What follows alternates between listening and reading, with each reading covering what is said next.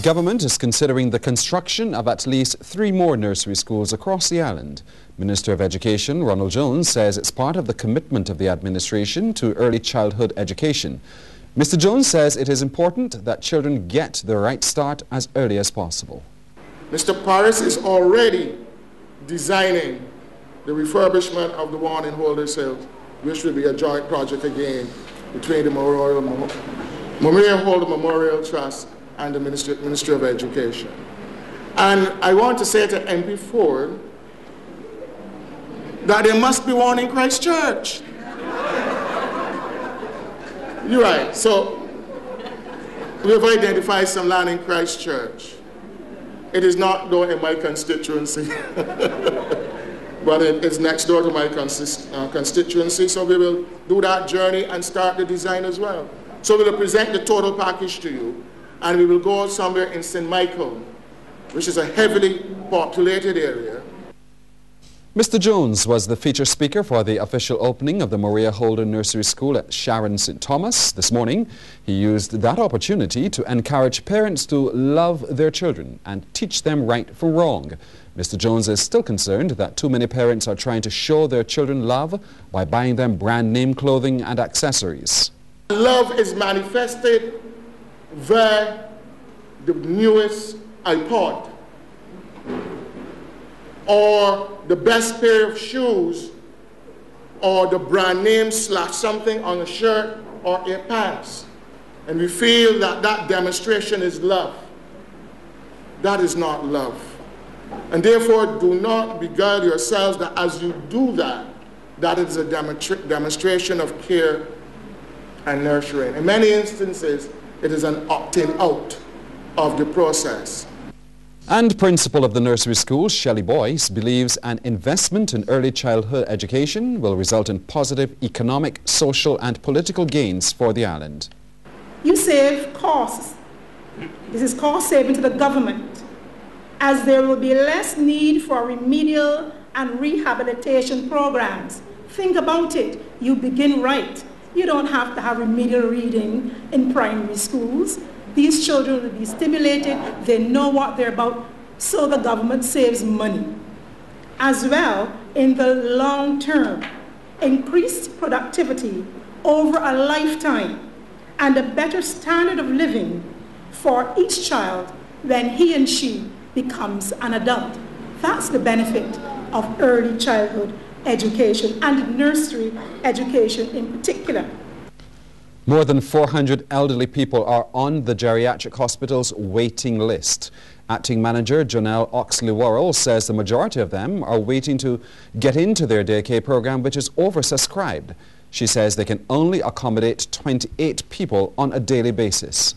We provide a holistic care to our elderly at daycare. So therefore, we have comprehensive treatment of our elderly clients on a daily basis. They actually access the services of the doctors, the rehabilitation therapists, the physiotherapists, the occupational therapists. We provide meals for them on a daily basis, at least two meals and a snack. And the relatives are very satisfied with the services that we provide. Ms. Oxley-Worrell was speaking during the geriatric hospital's open day this week. Acting Minister of Health, Senator Irene Sandiford Garner, says most people are concerned about leaving their elderly relatives in the care of strangers. But she's assured Barbadians that the hospital is a very safe and comfortable environment. But when you come here, you see that they're taken care of, and you have the daycare facility as well, which caters to those who would not wish to leave their elderly in a structured environment for any length of time, so that it instills confidence in Barbadians that when they come to these institutions, government-run institutions, that they are cared for and cared for at a professional level by professionals who care. Well, it was crop over in September for the patients at the geriatric hospital in Beccles Road yesterday. Scores of them, joined by seniors from other institutions, braved the sunshine to dance and wave their way across the compound. Dressed in colourful costumes and showing they could go down and come up like the youngsters, those seniors enjoyed every moment of it.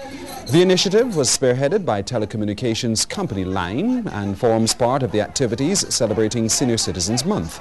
The Kadooment-style event saw 3 bands on parade: cupcakes, connects and portrayals of St. Thomas. One of the organizers, Ann Hudson, says this is the 3rd anniversary of the event.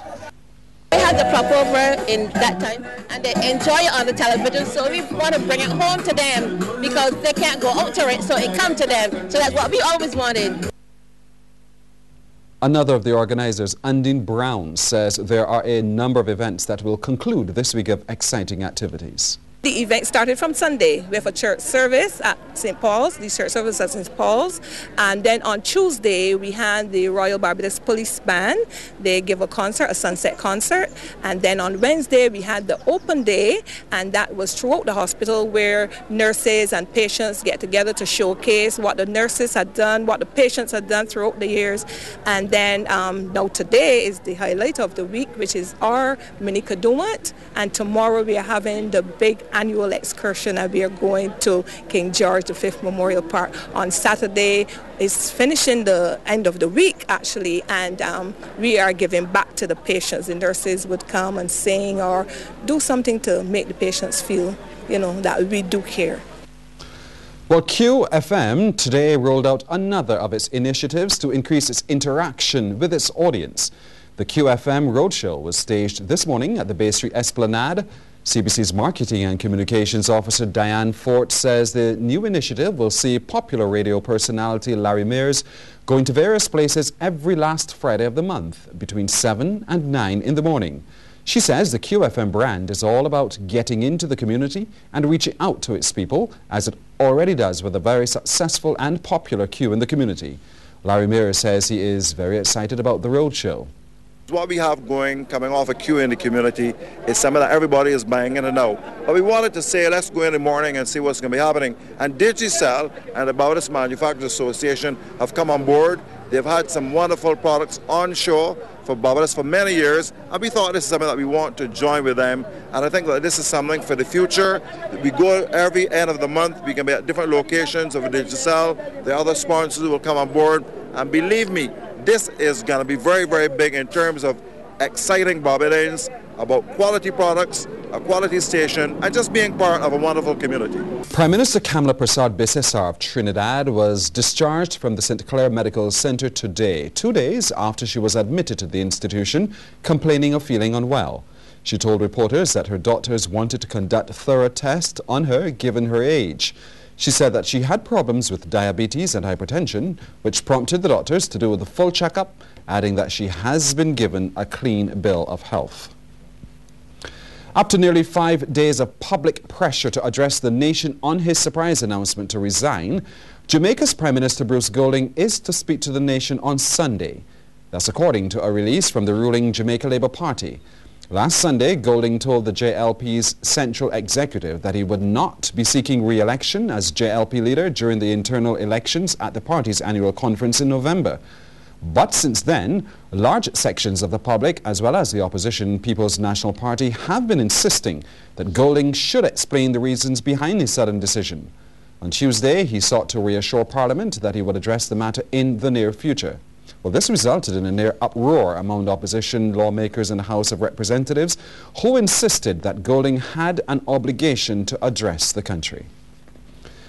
The Port of Spain City Corporation wants to erect a statue in honor of Trinidad and Tobago's first Prime Minister, Dr. Eric Williams, in Woodford Square.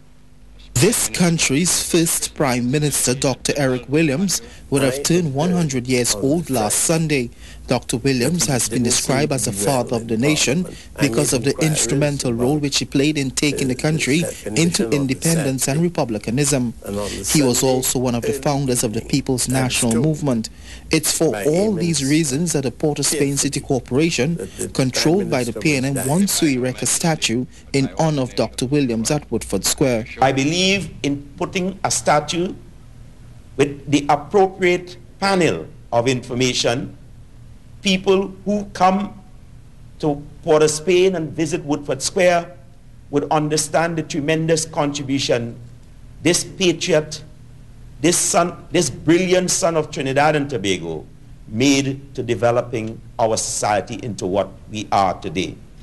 Port of Spain Mayor Louis Leasing believes that the project can instill pride in the population while teaching the youth about history, making the link from past to present. In business tonight, Parliamentary Secretary in the Ministry of Finance, Senator Jepto Ince, has renewed a call for a restructuring of the local economy with a focus on building an energy industry. According to him, it's absolutely necessary for Barbados in times of volatile oil prices. Senator Ince says every effort must be made to reduce this country's import bill. We need to look and we need to pursue robustly, as this administration is doing, the development of an energy industry with the objective of reducing the cost of the importation of oil into the country, as well as the commodities of that product. Senator Ince was addressing a lecture series hosted by the Research and Planning Unit of the Ministry of Finance and Economic Affairs. He told those gathered that special attention must also be paid to small businesses as Barbados recovers from the recession. All the studies have shown that in times of recession, small businesses do play their part in stabilizing an economy. And the reason for that is that many small businesses are not driven by what we would term a payroll credit. A local company is making it more affordable for Barbadian shoppers to ship items from Puerto Rico. It's called Cargo Solutions International, which has partnered with LIAT to provide the service for shipments between San Juan and Barbados. Operation Manager Andrew Rouse says most alternatives are very expensive and explained to travel agents gathered in San Juan how their clients would benefit from the service. Persons, they come on trips and they buy all sorts of stuff, appliances, clothing, shoes, etc. And the way the air industry is now, where weight is not permitted, you only have your one piece of luggage in your carry-on. What we do is that we take those bulky items, we package them here, and we ship them to Barbados for you, or throughout the Caribbean if need be.